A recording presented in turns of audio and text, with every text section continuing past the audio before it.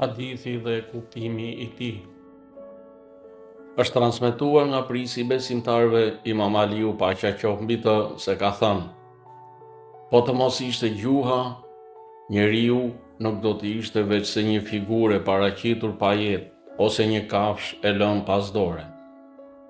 Kjo thënie e Imam Aliut tregon se vlera e njeriut shfaqet përmes gjuhës së tij, përmes fjalës, mendimit, komunikimit dhe përgjegjësisë. Gjuha është ajo që e ngre njeriun mbi instiktin, që e dallon nga kafsha dhe i jep formë ndërgjegjes, moralit dhe dijes. Pa gjuhën nuk ka shprehje të së vërtetës, nuk ka dëshmi të besimit, nuk ka këshill, as urtësi dhe as thirrje drejt së mirës. Prandaj, në traditën islame, ruajtja e gjuhës është një nga shtyllat e moralit, sepse ajo ose të lartëson ose të rrëzon.